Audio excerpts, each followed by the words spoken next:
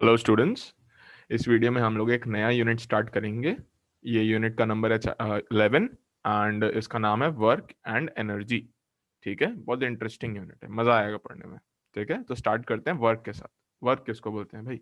अब जब आप सोचते हैं कि वर्क का मतलब क्या होता है, आप डे टू डे लाइफ में अगर बोलेंगे कि आज मैं बहुत काम किया है, आज मैं बहुत पढ़ा, तो मतलब आज मैं बहुत काम किया, तो वो साइंटिफिक वर्जन नहीं होता है। ठीक है, ओके। बहुत सारे आपके मिसकंसेप्शंस भी इसमें दूर होंगे। तो पहले वर्क का डेफिनेशन समझते हैं कि बोलता क्या है, वर्क किसको बोलते हैं।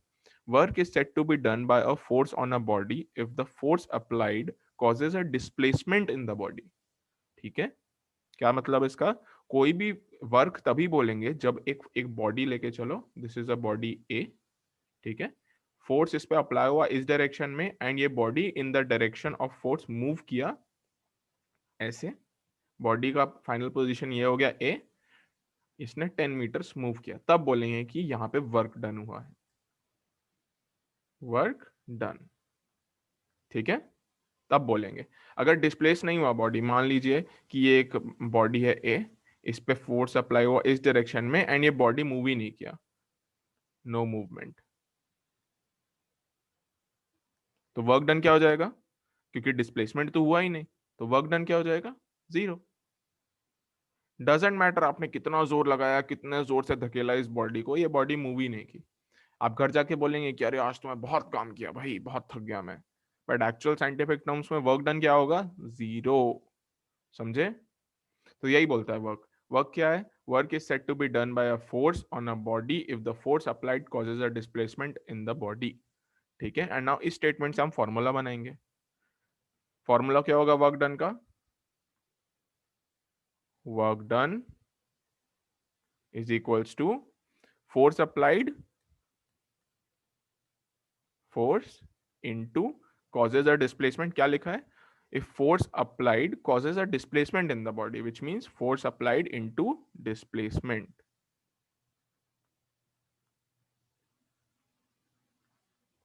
समझे? ये आ गया आपका वर्क डन का फॉर्मूला। इंपॉर्टेंट फॉर्मूला है, फूल पत्ती रंगोली शुभ लाभ स्वास्थ्य सब बना दें यहाँ पे।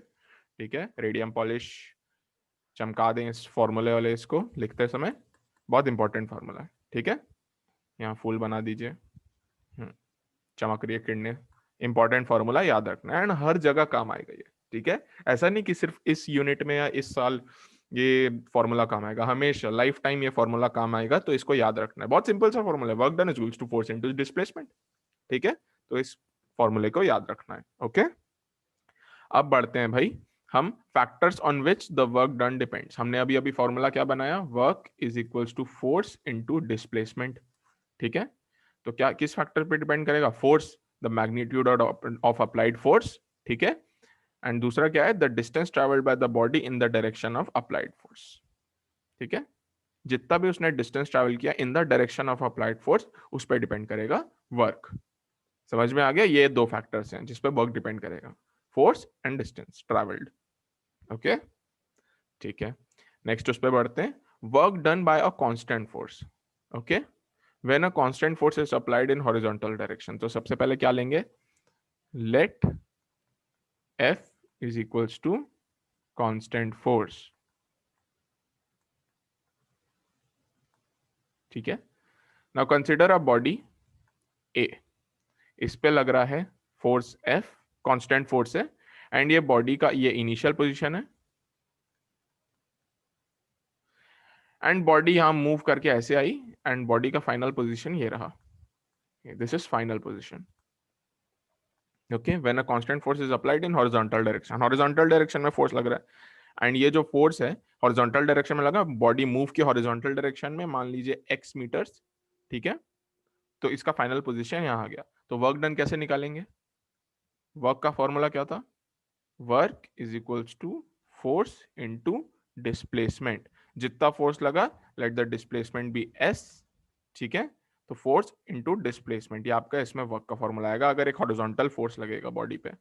समझ में आ गया? When a constant force is applied in a horizontal direction, तो वर्क कैसे निकालेंगे? फोर्स इनटू डिस्प्लेसमेंट, सबसे सिंपल फॉर्मूला। ठीक है, नेक्स्ट स्लाइड में हम देखते हैं। When a constant force at an angle with the horizontal direction, when a constant force is applied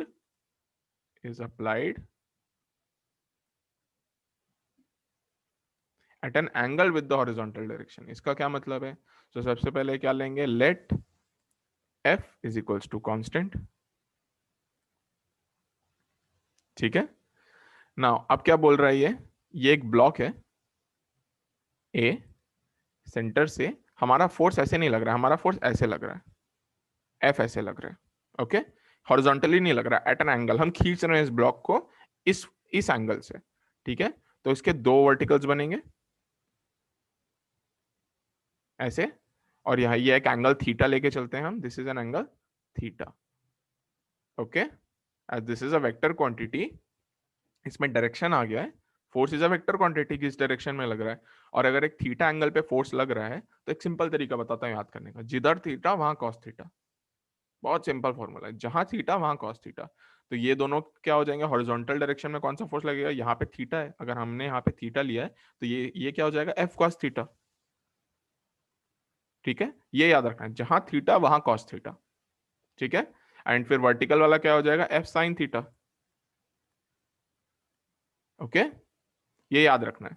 अगर एफ जो है एक थीटा एंगल पे लग रहा है, फोर्स थीटा एंगल पे लग रहा है, तो जहां थीटा हम लिख रहे हैं वो कॉस थीटा हो गया, और जहां थीटा नहीं है वो साइन थीटा हो गया। तो कैसे याद रखना है, जहां थीटा वहां कॉस थीटा। ओके, एंड मान लीजिए ये बॉडी ए इस पॉइंट से लेके इस पॉइंट पे मूव की, हॉरिजॉन्टली मूव की है बॉडी, हमने थीटा एंगल पे फोर्स लगाया बट ये बॉडी जो है वो हॉरिजॉन्टली मूव की है। ओके, तो अब इसमें वर्क डन कैसे निकालेंगे, वर्क डन इसमें कैसे निकालेंगे, work done will be work done is equals to, horizontally move किया बॉडी, वर्टिकली तो मूव नहीं किया, हॉरिजॉन्टली मूव किया, तो हॉरिजॉन्टल मूवमेंट में क्या लगाएंगे, एफ। क्या फोर्स लग रहा है इधर, एफ कॉस थीटा लग रहा है हॉरिजॉन्टल में, F cos theta into displacement. मान लीजिए ये यहां से लेके यहां तक का डिस्प्लेसमेंट इज एस, तो F cos theta into displacement, तो वर्क क्या हो गया, work is equals to F S cos theta. समझ में आ गया, ये इंपॉर्टेंट फॉर्मूला है, याद रखना। इस पे नेक्स्ट स्लाइड्स पे कुछ टॉपिक्स हम पढ़ेंगे, तो ये वाला फॉर्मूला याद रखना है, एफ एस कॉस थीटा। हमने एक एंगल पे फोर्स लगाया और बॉडी हॉरिजॉन्टली मूव की, तो क्या हो जाएगा इसका फॉर्मूला वर्क डन का, work is equals to force into displacement into cos theta. Theta will be the angle between the horizontal and the force applied. ठीक है, एंड कैसे याद रखना है, कहाँ कॉस थीटा, जहां थीटा वहां कॉस थीटा, ऐसे याद रखना है हमको। ठीक है, चलिए नेक्स्ट स्लाइड में बढ़ते हैं। Positive work done, positive work done किसको बोलते हैं, जब थीटा जीरो रहेगा। सबसे पहले हम वर्क डन का फॉर्मूला लिख लें, work is equals to F S cos theta. Okay, now अगर थीटा जीरो है, theta is equals to 0 degree, तो जब थीटा जीरो है, when theta is equals to 0 degree, cos zero क्या होता है, cos zero is equals to 1, तो work done क्या हो जाएगा, force into displacement, this is positive work done. इसका एग्जांपल कैसे ले लें, जैसे एक वुडन ब्लॉक है, हमने 0 डिग्री पे उसको फोर्स लगाया, फोर्स, यहाँ पे कोई एंगल नहीं है, एंगल इज इक्वल्स टू 0। ठीक है, ये ब्लॉक ए है, ये मूव किया इधर एंड इस पॉइंट पे आ गया ए, टोटल डिस्प्लेसमेंट ब्लॉक का हुआ एस, थीटा हमारा 0 हो गया, theta is equals to 0, total work done कितना हुआ, फोर्स इनटू डिस्प्लेसमेंट। तो ये नॉर्मल आपका पॉजिटिव वर्क होता है। ओके, अब जीरो वर्क कब होगा, जब थीटा 90 होगा। अब कैसे 90 होगा वो देखते हैं। चलिए इमेजिन कीजिए ये एक बस है, ठीक है, दिस इज अ बस, इसके ऊपर एक सामान रखा हुआ है भाई, this is an object A. ठीक है, किसी का ट्रॉली होगा, किसी का पेटी होगा, जो भी है, ये ए रखा हुआ है सामान।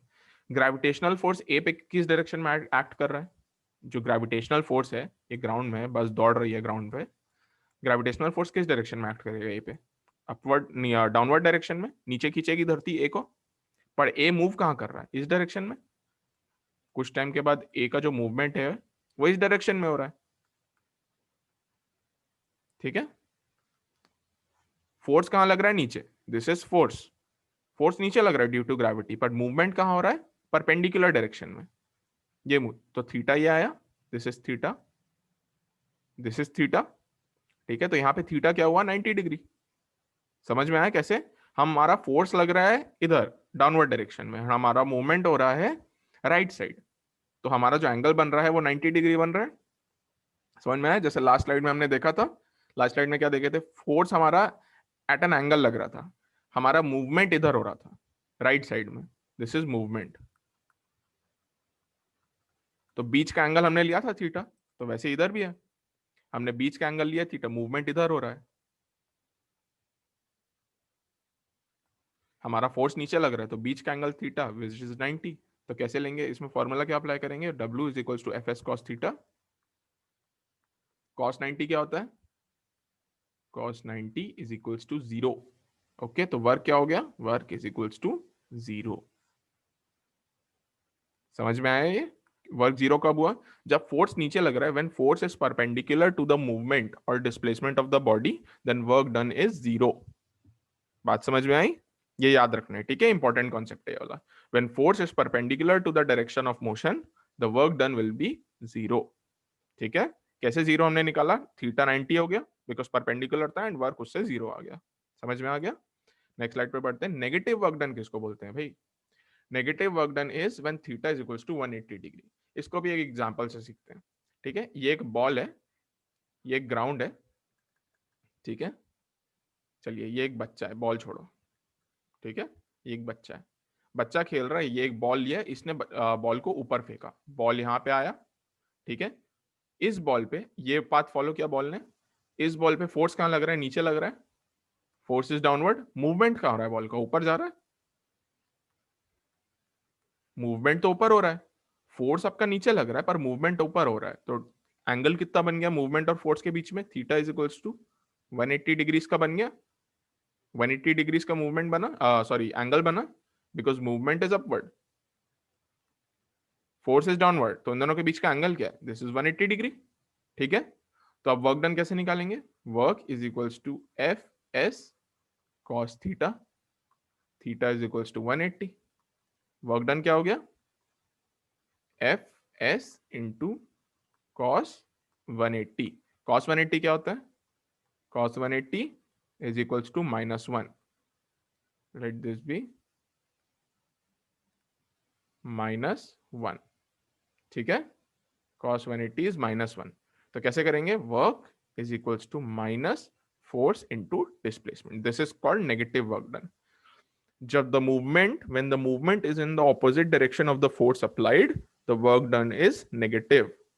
समझ में आ गया ये कैसे निकाले, क्योंकि इसका एंगल, सबसे पहले हमने एंगल देख लिया, एंगल यहां था 180 डिग्री, मूवमेंट ऊपर था, फोर्स नीचे था, ऑपोजिट डायरेक्शंस में, एंगल हमारा है 180, 180 को हमने थीटा के जगह पे रखा, ठीक, कॉस 180 होता है -1, एंड इससे हो गया work is equals to minus force into displacement.